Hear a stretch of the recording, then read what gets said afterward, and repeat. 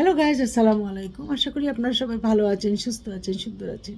আমি আবার আপনাদের মাঝে উপস্থিত হয়েছি ছোট্ট একটা গল্প করার জন্য। একটা ভালো ছেলে ছিল, লেখাপড়ায় খুব মন ছিল। তাদের সংসারে একটা সমস্যা ছিল কি জানেন? ঠিক ক্লাস 9-এ যখন পড়ে তখন তার বোন এক ছেলেকে ভালোবাসত, কিন্তু তার মা বাবা সেই ছেলের সাথে তাকে বিয়ে দিবে না জন্য সে একদিন গলায় দড়ি দিয়ে মারা যায়। তারপর এই ছেলে যখন 2 বোন 1 ভাই, বড় বোন কিন্তু ভালোবেসে বিয়ে করে ফেলেছে, আর এই ভাইটা ক্লাস 9-এ পড়ে। যখন 9-এ উঠল, একদিন বন্ধু বান্ধবরা সবাই মিলে হইচই করতে করতে তাকে নিয়ে শিরিন পার্কে যায় বেড়াতে।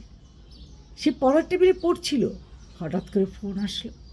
বন্ধুরা বলল, চল আমরা শিরিন পার্কে যাব, যাবি? সেও বই খাতা ওইভাবে খুলে রেখে দিয়ে মাকে বলল, আমি আসছি বলে বেরিয়ে চলে গেল। কোথায় যাচ্ছি, কেন যাচ্ছি কিছুই বলেনি। তার বাবার চীনে যাওয়ার কথা ছিল, সেদিন ঢাকায় আসবে। কি কারণে যেন উনি খুব ব্যস্ত হয়ে পড়েন, মানে আসতে লেট হচ্ছিল। এর মধ্যে শিরিন পার্কে যে ক্যানেলটা আছে, লেক আছে, সেই লেকে সবাই নেমে হইচই করছে। ছেলেটা হাঁটু পানির মধ্যেই হঠাৎ ডেবে যায়। তারপর খোঁজাখুঁজি করে তাকে উঠাই পিক আপে তুলে নিয়ে মেডিকেলের দিকে রওনা দেয়। সব বন্ধুরা ওর বুকে চাপ দেয় পানি বের করার জন্য। এক পর্যায়ে মেডিকেলের কাছে আসতে তার মুখ দিয়ে খালি রক্ত পড়তে থাকে। মেডিকেলে নিয়ে আসে, মেডিকেলের কর্তব্যরত ডাক্তার তাকে মৃত ঘোষণা করে। তার বন্ধুরা তার মাকে ফোন দেয় যে অনেক হাসপাতালে, তার বাবাকে ফোন দেয়, আঙ্কেল শিগগির চলে আসেন অনেক হাসপাতালে। তার বাবা দ্রুত গতিতে হাসপাতালে চলে আসে, এসে দেখে তার ছেলে মৃত। তার মা পাগলের মতো কাঁদতে কাঁদতে হাসপাতালে আসে।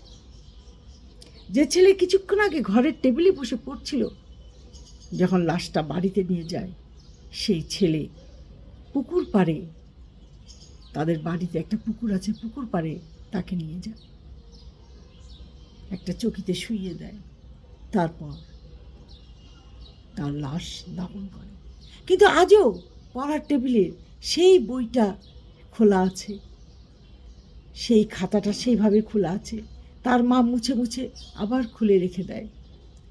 সমস্ত টেবিল চেয়ার যেটা যেভাবে আছে, খালি অনেক নাই।